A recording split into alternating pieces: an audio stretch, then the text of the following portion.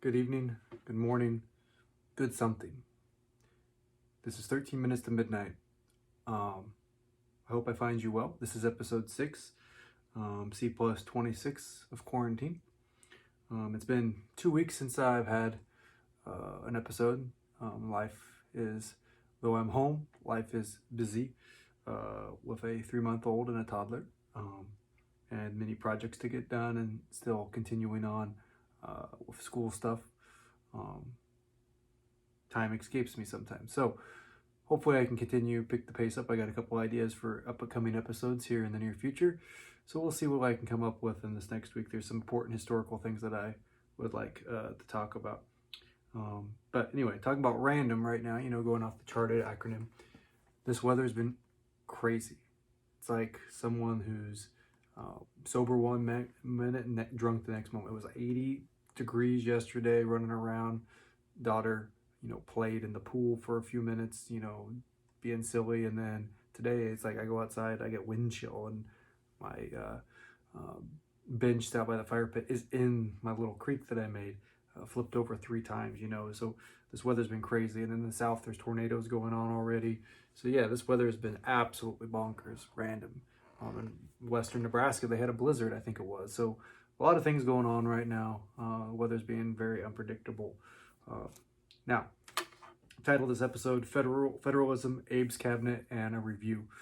So one thing I want to talk about today is federalism. In the back, you see a pyramid. I'm going to explain it here in a minute. Federalism is the sharing of power between the federal and state and local governments. This is one of the bedrock principles of our Constitution. It's something from the onset, and a lot of people don't fully understand it. At the top of federalism is the federal government. They are the overarching power. The Constitution is supreme law of the land. Below that, you have the 50 state governments, the 50 state governors. They are the next layer of the pie. Below that, you have the local governments. In the cases of states, county, and then city governments. And then even below that, you have school government, and then or special district governments. School, best example of that. And then below that, you have the people, which is the base that support it all and voted in. Whether you like it or not, and there's been a lot of debate, and Facebook is a vicious pit of misery and doom right now. If you go out there and people complaining and about various things, just understand, I don't disagree with some of the plights and some of the things that have been taken. None of it's come really from the federal government. Most, if all of it, have come at the state, at local level. So people talk about liberties and infringement. It's technically not the federal government the one that is infringing. If you look at it, it's guidance. It's not law what they're doing. The 50 governors have enacted their own measures, and then from that, the states have passed legislation or whatever to do certain things or given the governor power to act. And then below that, you have county governments that have acted on their own accord, followed by cities. City like New York City's been all over the news for their mayor doing a bunch of stuff. Understand, this is the bedrock principle, is letting the states and the local governments handle it. Right or wrong, whether you agree or not, that is technically one of the most basic rights that you can have protected. And this is the way it's supposed to work, is not the federal government make big changes. One of the critiques of FDR, and I'm not going to get into the long debate on that, is he overreached from the federal government's perspective. And from that point on, it wasn't letting the states to determine it. It was, what is the federal government going to do to fix everything? Now it's people, what is the federal government going to do to fix it? And when the federal government doesn't provide all the answers, people are kind of scratching their heads and when the governors have to make decisions, it's a new novel concept, but that's the way it's supposed to work. There's been good decisions and been a lot of bad decisions. I won't go any further than that. And then the whole quarantine on religion, the one thing I'll say about that, I was preparing for one of my government slides, is Reynolds versus the United States. Though this is a polygamy case from the 1800s, they did rule on it that court established that religion worship could not violate the law, safety, health, or morals of a community. This is dealing specifically with polygamy, but the argument here is if health and safety is a concern, they can limit stuff going on. Now, the whole religious being Eastern, I get it. I think there was maybe some lines crossed and everything. But at the end of the day, the government can regulate some of that for health concerns for a period. Now, after a period, if that doesn't rescind, obviously, I get it. I agree with the where the violation of religious freedom comes in. But for a couple weeks, for a health concern, you're technically not losing your liberties. Like I said, may not necessarily agree with it, but looking from a legal standpoint on some of that, there's a line and it can blur and go back and forth. I think the best bet is when the governors have been saying, hey, this is what we recommend, and not have any fines attached to it. I think that's the best approach, right or wrong. And it creates a lot less hysteria. But just some side notes on that, on federalism, and you can see the pyramid. It illustrates it very, very well. It's just like, we've talked about the Greek or the Egyptian gods, Egyptian hierarchy, the pharaoh, then the nobles and religious scholars, and then, commoners, and then the peasants, and then the slaves at the bottom, right?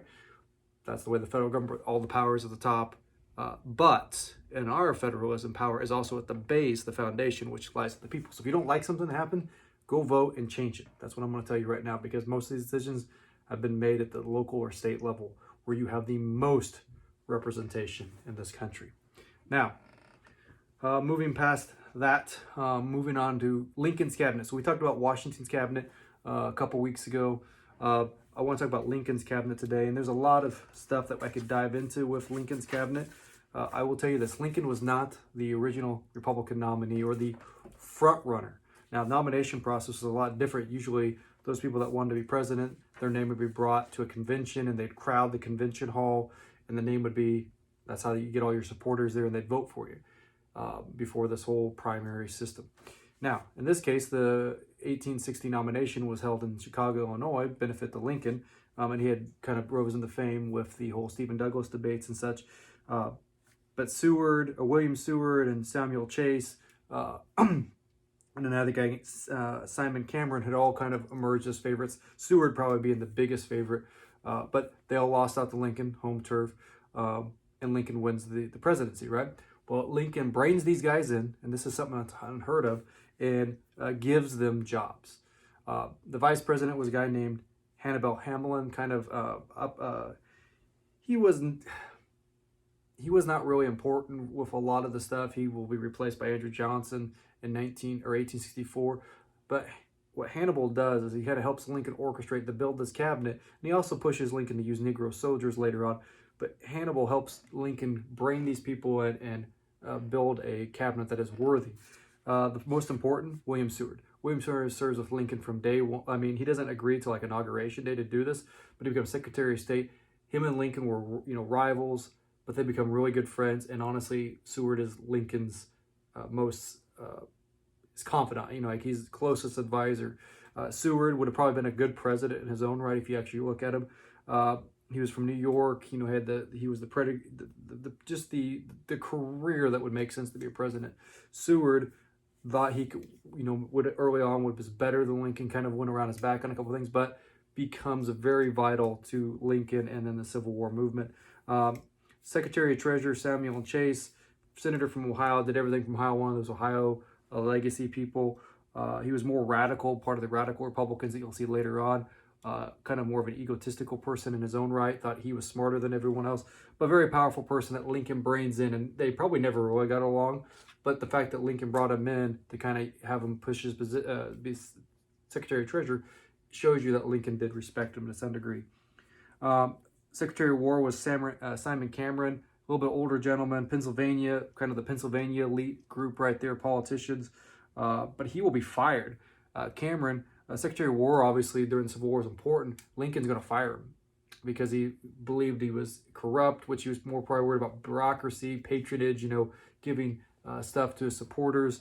So Lincoln's going to fire him for a lack of organization. He's going to bring in Edward Stanton, who's going to serve the rest of Lincoln's presidency. And Stanton is the opposite personality, very organized, very straightforward, has his own ambitions, and it probably clashed with Lincoln initially, but then kind of buys in with Lincoln. And I believe when Lincoln dies on his deathbed, he's the one that said, now it belongs to the ages. And then finally, the Attorney General, Edward Bates, who's going to serve most of the first term, guy from Missouri. He's a German, I believe, German ancestry, very close family guy as far as his family back. He's going to be that German anti-slavery, but he also, from what I've read, didn't like necessarily African Americans and Negroes, but he was totally against slavery, which a lot of the German population was. But Bates represents more of that border state, west, frontier with Missouri. So this cabinet, and there's others that you could talk about, very dynamic. lots of personality, and Lincoln utilizes it to his benefit. There's a book called Team of Rivals I highly encourage to read. I've read it. Very, very good.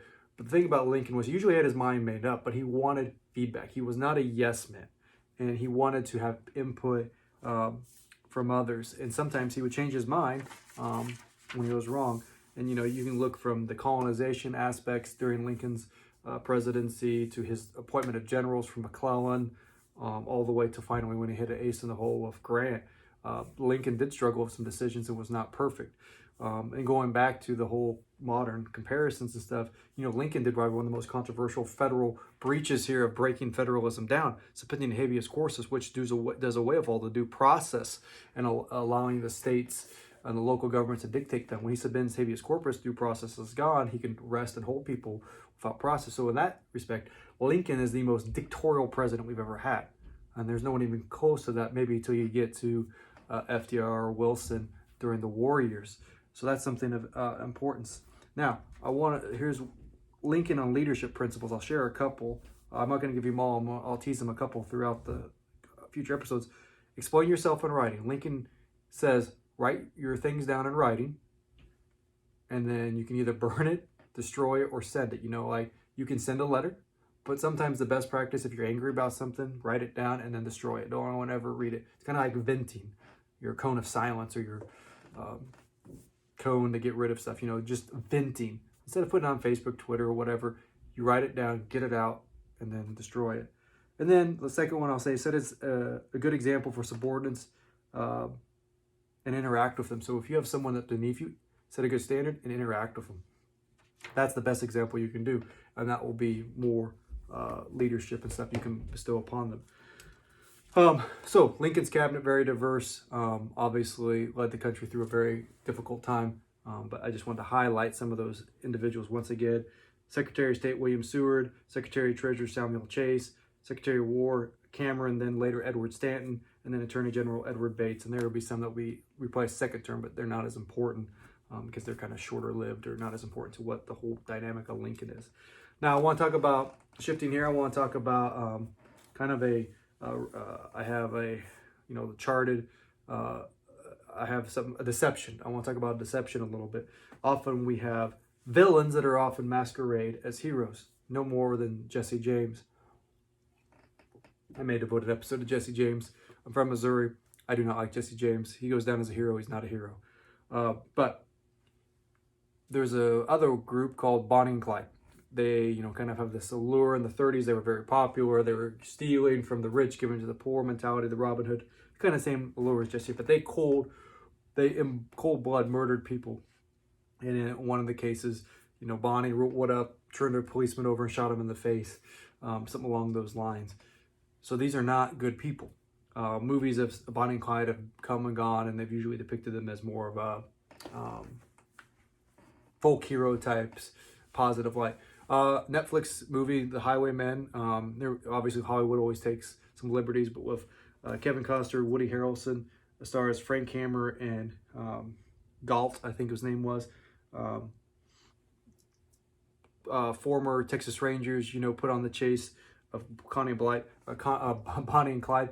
It's a great movie, historical movie that just shows you the thought process of Hammer, how he went about catching Bonnie and Clyde, the detective work, and that the police were not the enemy, and that Bonnie and Clyde were, yeah, though they were kind of popular, they were really not really good people. In fact, there's a great scene in the movie where Hammer Costner goes in and talks to Clyde's dad, and basically Clyde's dad's trying to say, you know, he wasn't always a bad person, but, you know, please end this. This is just too much for us. And that really kind of sums up Bonnie and Clyde. But Highwaymen on Netflix, 2019 film. I enjoyed it. My wife and I watched it one evening, did a little research on it. There's a lot more to Hammer. Hammer probably had his own issues and stuff, but the whole Bonnie and Clyde story from a lawman's perspective and the legal aspects, pretty fascinating movie. I highly encourage it. Getting towards the end of this today, I'm going to skip the Egyptian god for this week. I'll come back next week and talk about Osiris, who's the interesting god in Egyptian religion. I'll talk more about, like I said, on the next episode. he's just fun to talk about and he's interesting. But I want to talk about some blunders. So we're all at home. You know, if you try to order something from Amazon, it might take a while. 2 days. I got something in 2 days. Might take a week. Might randomly show up. I told my wife, ordered a bunch of stuff we might need. Ordered toilet paper mid-May. You know, hopefully we can make it to mid-May. Might show up out of nowhere as a Christmas present. Perfect timing, right? Toilet paper right now is impossible to find. But see my nice flag back here, Chiefs World Champions, Patrick Mahomes #1. Whoop. I wanted to order a hat, right? Problem with this hat, it's a youth hat. I can still wear it, but it's a youth hat. I didn't look at it. I just ordered because I was so excited to get free shipping. Free shipping, yay. Youth hat. Oops.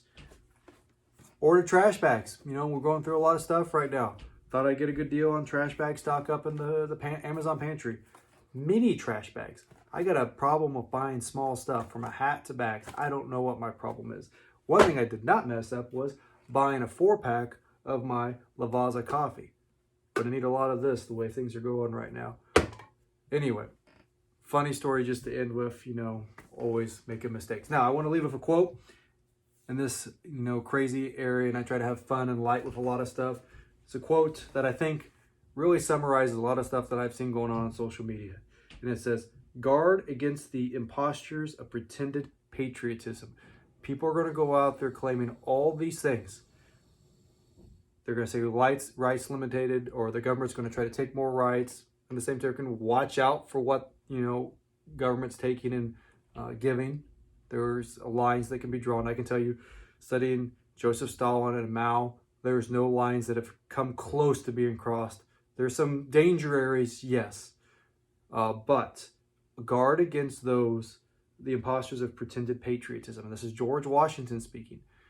And he knows a thing or two about pretends, you know, false patriotisms, true patriotism, etc. And you can study the things of Washington, and he has a lot of quotes like this. But I think it's true today. Just because someone has a crazy idea, they get a following, they get a lot of stuff going on, be careful, okay? And I'll just leave you with that. I will say Happy Easter. Easter was a lot different this year. Besides the weather being cold and blustery, it was different to do Easter service through the interwebs on Facebook Live. Of course, it was always frozen, and all the old people getting on there saying, hey, the video's frozen. It's kind of funny. But all seriousness, Happy Easter. Take care, be safe, and as always, good night and good luck.